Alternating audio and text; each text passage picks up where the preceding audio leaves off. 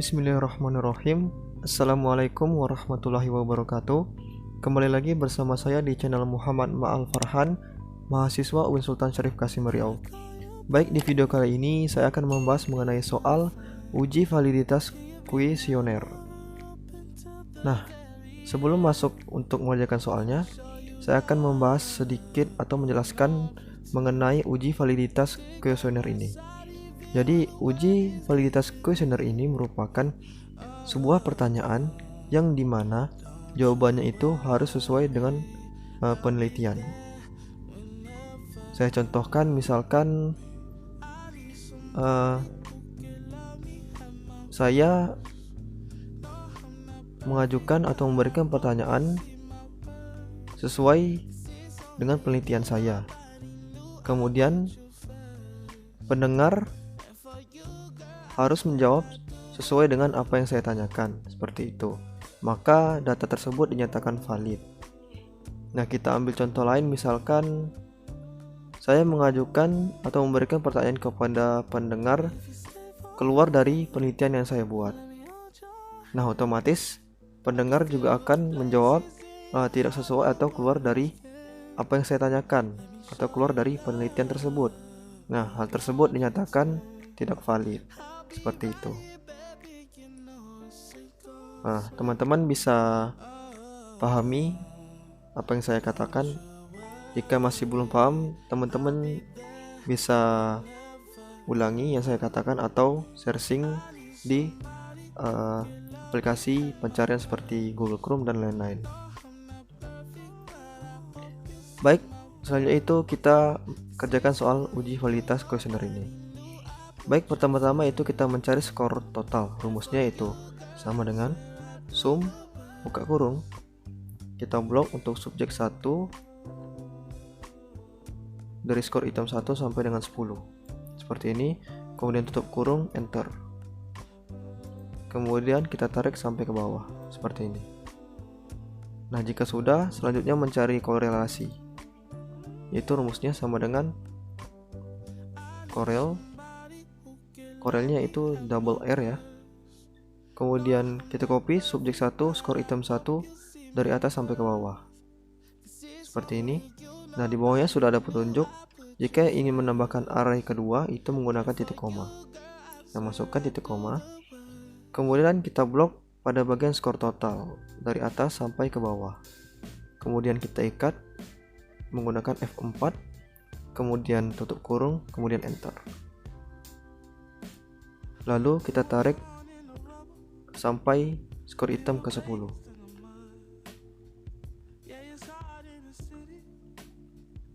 Nah, jika sudah, selanjutnya itu mencari degree of freedom atau DF. Nah, kita kan mempunyai data 12, jadi kita tuliskan 12, kemudian dikurang. Karena di sini kita ingin membebaskan 2 data, maka kita kurangi dengan 2. Hasilnya itu 10. Seperti itu. Nah, kemudian mencari R product moment. Nah, untuk mencari R product moment ini, itu kita lihat pada table. Nah, di sini saya sudah menyiapkan tabelnya. Untuk table product moment ini, teman-teman bisa searching di Google atau di mana saja, pasti akan ketemu. Nah, di sini kan kita mempunyai itu data 12.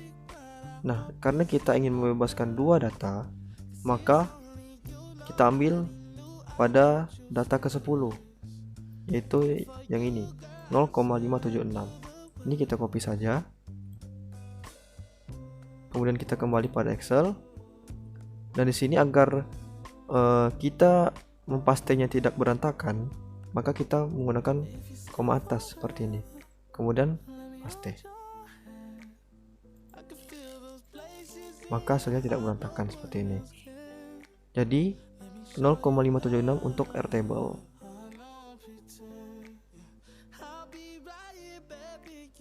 Nah, untuk kriterianya dinyatakan valid jika R table itu lebih kecil dari R hitung.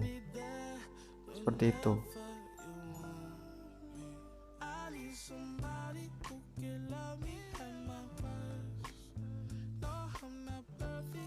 Nah selanjutnya itu coba kita mencari menggunakan data analisis. Kita masuk ke menu data, kemudian klik data analisis. Kita tunggu beberapa saat. Nah kita pilih analisis toolnya yang correlation, kemudian klik OK. Untuk input ranknya itu kita copy subjek 1 sampai dengan 10 atau skor item 1 sampai dengan 12 atau 10 maksud saya. Skor totalnya juga kita copy, kemudian kita lepas. Untuk output option kita pilih new worksheet play. Kemudian untuk namanya itu bebas sesuai keinginan teman-teman. Di sini saya misalkan namanya itu data. Kemudian klik OK. Nah sekarang berhasil. Kemudian kita copy pada bagian kolom ke-11. Kita copy saja. Kemudian kita balik ke questionnaire tadi. Di sini kita enter atau kita pastikan saja. Kita rapikan terlebih dahulu.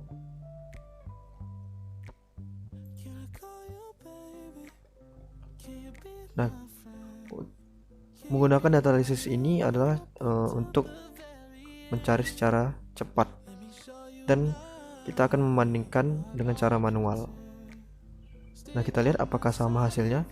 0,53 sekian sama, 0,70567 sama, dan seterusnya juga saya perhatikan sama ya teman-teman. Nah kita lihat di kriteria tadi dinyatakan valid jika R table kecil dari R hitung. Kita lihat R table-nya 0,576. Nah kita lihat mana saja data yang valid. Kita bandingkan 0,576, sedangkan korelasinya untuk subjek atau skor item yang pertama itu 0,534 ternyata lebih kecil. Jadi yang valid itu hanya ini, yang saya blok ini. Kita warnai terlebih dahulu. Nah inilah data-data yang valid. Berarti dari skor item 2 sampai dengan 8 itu merupakan data yang valid atau sesuai dengan kriterianya.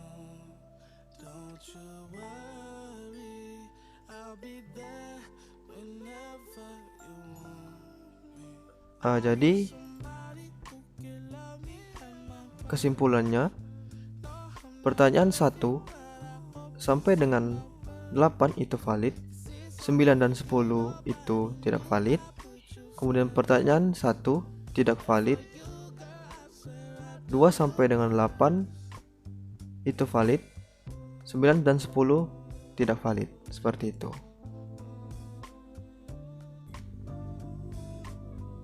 Baik, selanjutnya kita coba menggunakan SPSS. Kita klik variable view.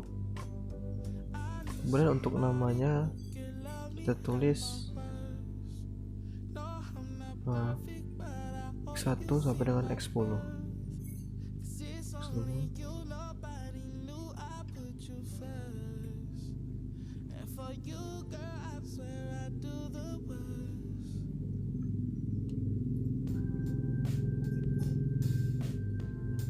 Kemudian di bawahnya lagi itu total, seperti itu. Kemudian untuk desimalnya itu kita ubah menjadi 0.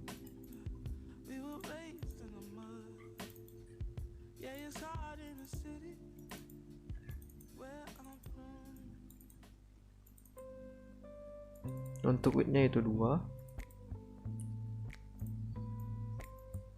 Kita ubah semua menjadi 2.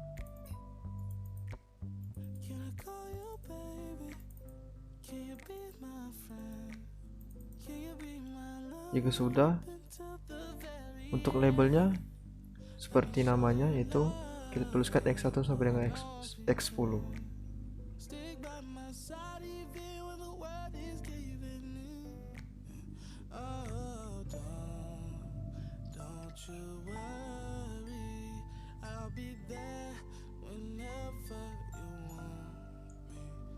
Jika sudah, kemudian ke bagian measure-nya.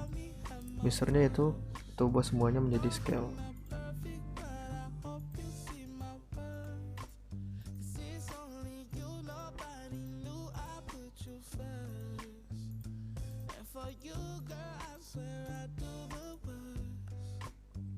Jika sudah, kita masuk pada data view.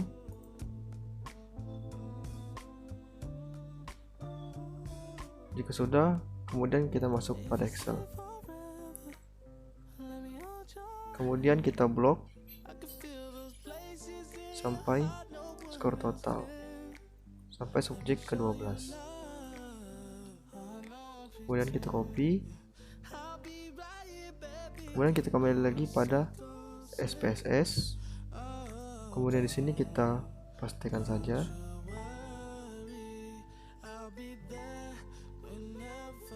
Jika sudah, kita masuk ke menu analisis. Kemudian kita pilih correlate. Kemudian bivariate. Dan di sini kita akan pindahkan semua yaitu X1 sampai X10 ini ke kanan, yaitu ke bagian variabel. Caranya itu kita copy saja, Ctrl A, kemudian kita klik arah ke kanan ini. Nah, jika sudah, klik OK. Kita tunggu beberapa saat dan akan menghasilkan output correlation seperti ini. Nah, di sini saya copy.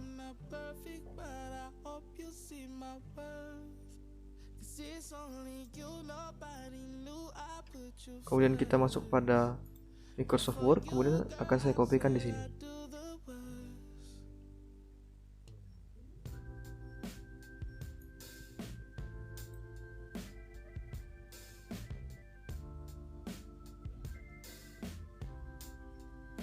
Dan di sini saya akan mewarnai untuk yang valid dan tidak valid.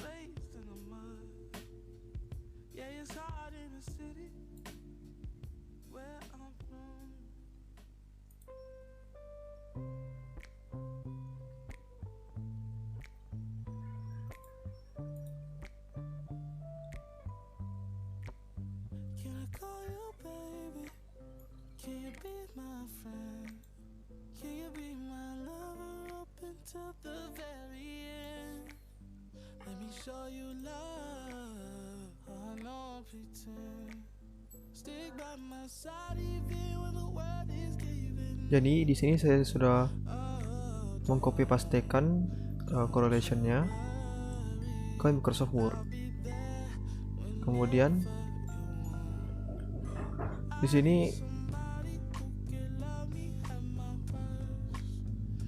.74 nilai signifikansinya 0,74, 0,10, kemudian sekian sampai dengan 934. Jadi untuk yang berwarna kuning ini merupakan tidak valid dan merupakan pertanyaan pertama. Jadi dapat kita simpulkan 0,74 pertanyaan pertama mempunyai nilai signifikansi 0,074 lebih besar dari 0,05 dari nilai Airtable tadi, maka data tidak valid dan tidak berkorelasi. Kemudian yang untuk data signifikan 0,010 yang berwarna hijau ini sampai dengan 0,014 sampai 0,14 saya dapat kita simpulkan pertanyaan kedua ini ada kesalahan. Pertanyaan kedua ini mempunyai nilai signifikansi 0,010 lebih kecil dari 0,05, maka data valid dan berkorelasi. Seperti itu. Baik, cukup sekian yang dapat saya sampaikan. Lebih kurang saya mohon maaf. Jangan lupa like, komen, dan juga subscribe, dan terus dukung channel saya. Saya akhiri dengan terima kasih. Wassalamualaikum warahmatullahi wabarakatuh. Sampai jumpa di video selanjutnya. at my worst.